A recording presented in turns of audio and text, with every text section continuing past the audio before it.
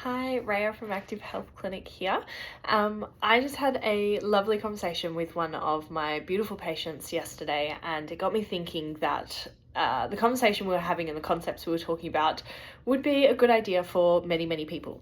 So one of the biggest things that we do really wonderfully here at Active Health is remind people of how amazing they are, and how challenging this journey is, and to give themselves more compassion and curiosity and leniency around their self-expectations, their wins and achievements, their flare-ups and their setbacks and those kind of factors. So we were discussing the idea that we have lots of wins and we achieve them and then we set the next goal. And sometimes the wins are the things that we prevented, the flare-ups that we didn't have or the setbacks we didn't have because we did all of these different things that led to minimization of flares or whatever it might be. And with that, it's very fleeting. So one of the things we spoke about was being December. I spoke about reviewing the year and looking at what are the overall milestones and achievements that may have been achieved this particular year. And then also looking at how can we do better with that as we go, because it's something that, as I said, we experience and then we kind of move on and set the next achievement, or the next blaringly obvious fire in front of us that we're trying to put out becomes our main focal point, and we forget that we achieved this or we didn't do that or whatever it might be.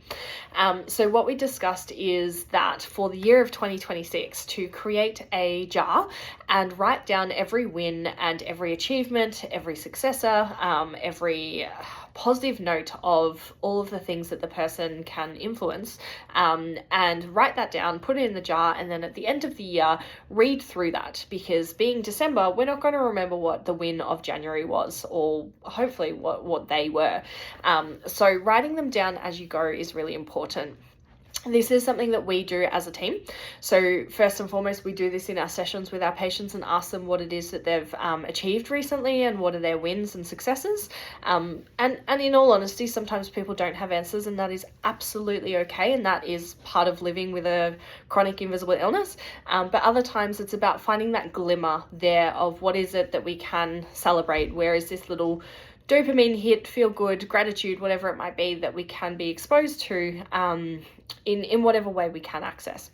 So we do this in our sessions, but we also do this as a clinic. We have a board that we all write in, and it's our weekly wins and achievements of what is it that's made us smile this week, what is it that we've succeeded in or achieved, or what have we what's a win of ours or a glimmer or whatever it might be that we want to celebrate collectively with each other. And it's just a really lovely space to create, because as we know, there's a lot of challenges, there's a lot of fires and spot fires, and there's so much mess and chaos and awfulness that comes with these conditions that we have and that we work with. So it is important to have a look at what we can.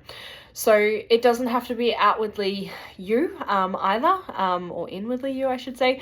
It can be something cute your animal did. It can be something that happened around you that was really beautiful, or it can be the expression of gratitude for a particular thing. So it doesn't have to be I achieved X goal that I set out to achieve. Obviously, if that happens, that's absolutely something you should celebrate. But there are many times and reasons where that may not be the case as well. So it's just creating that space of safety and security and compassion, really, to recognize what is it that we can celebrate about ourselves. What is it that we can reflect upon and be kind and compassionate to ourselves about.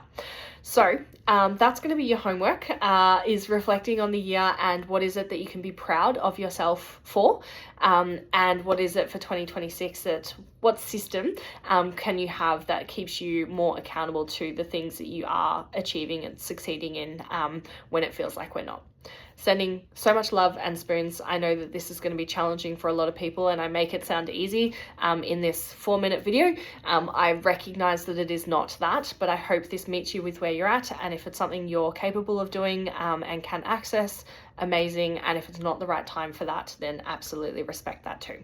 So sending love.